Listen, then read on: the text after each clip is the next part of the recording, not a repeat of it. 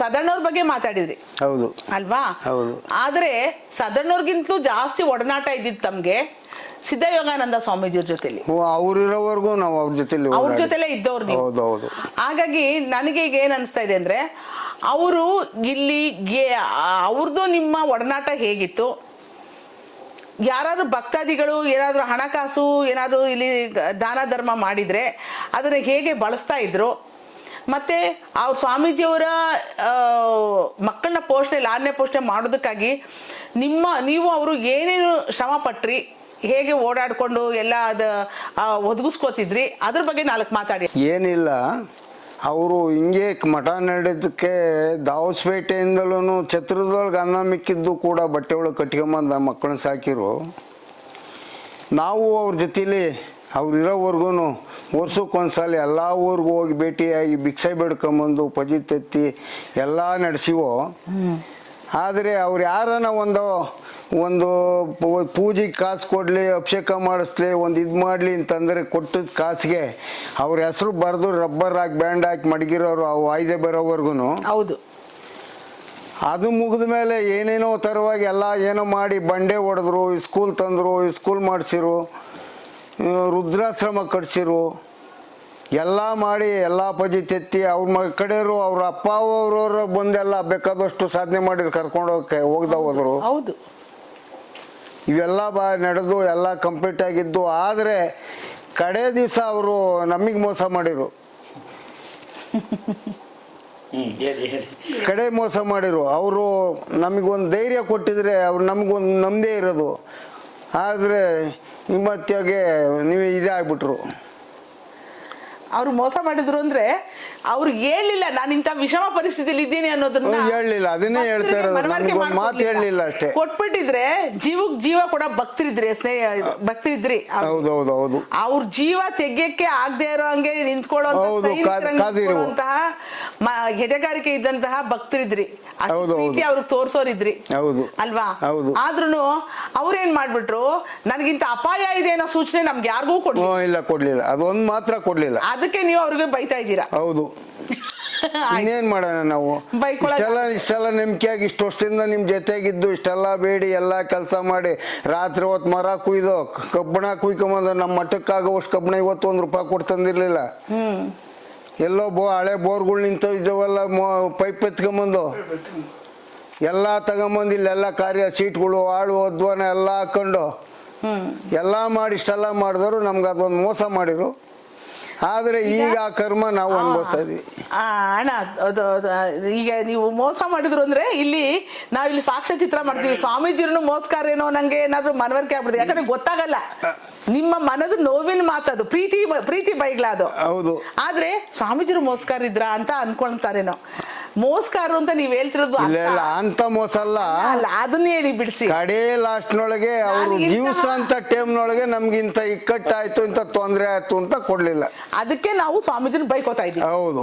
ನಮ್ಗೆ ಯಾಕೆ ಸೂಚನೆ ಕೊಡ್ಲಿಲ್ಲ, ನಮ್ಗೆ ಇಂತ ಅಪಾಯದಲ್ಲಿ ಇದ್ದೀವಿ ಅಂತ ಸೂಚನೆ ಯಾಕೆ ಕೊಡ್ಲಿಲ್ಲ, ನಮ್ಗೆ ಆ ಒಟ್ಟೂರ್ಗೆ ಇವತ್ತು ನಾವು ಬೈಕಂತೀವಿ. ಆದ್ರೆ ಅವ್ರ ಸತ್ತೋದ್ದೇಶದಿಂದ ಅವ್ರು ಮಾಡಿದ್ದು ಇದಕ್ಕೆ, ಅವರು ಇನ್ನು ಬೇರೆ ಸ್ವಾಮಿಗಳು ಬರೋವರೆಗೂ 2 ವರ್ಷ ನಾವು ಭಿಕ್ಷಾ ಬೇಡಿ 50 ಜನ ಹುಡುಗರು ನಿಲ್ಸ್ಕೊಂಡು ಅವ್ರು ಇನ್ನೊಬ್ರು ಚಿತ್ರದುರ್ಗದಿಂದ ಬಂದು ಮುರುಘಾ ಮಠದವ್ರು ಬಂದು ಸ್ವಾಮೀಜಿನ ಬಿಡೋವರೆಗೂ ನಾವು 2 ವರ್ಷ 50 ಹುಡುಗರು ಸಾಕ್ಸೋ.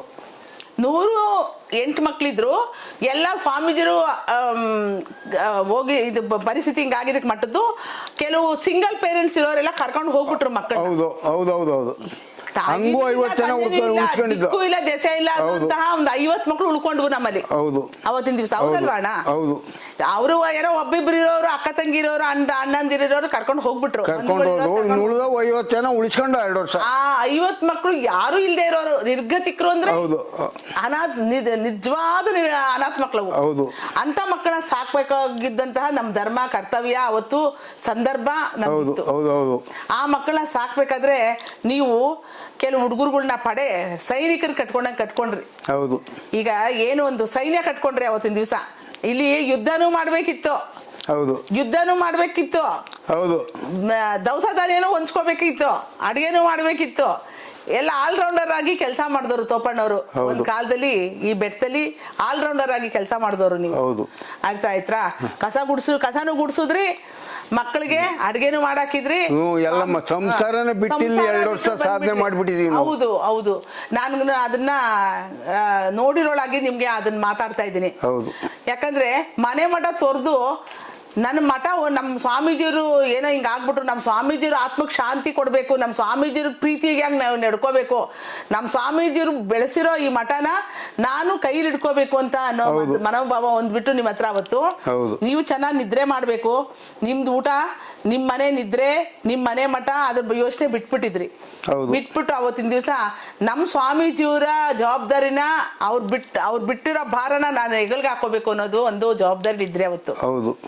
ಅದಕ್ಕಾಗಿ ನಿಮ್ಗೆ ಇವತ್ತು ಅವ್ರು ಸತ್ತೋದ್ಮೇಲೆ, ಅವ್ರು ಸತ್ತದ ವರ್ಷದಿಂದ 2 ವರ್ಷ ನಾವು ಭಿಕ್ಷೆ ಬೇಡ್ಕೊಂಬಂದಿರೋದು ಇನ್ನು ರಸೀತಿ ಬುಕ್ಕು ಇವೆ. ಅವರು ಯಾವ್ಯಾವ ಊರಾಗ ಏನೇನು ರೇಷನ್ ಕೊಟ್ಟಿದ್ದು ದಾಖಲೆಗಳು ಅವೆ. ಹೌದು.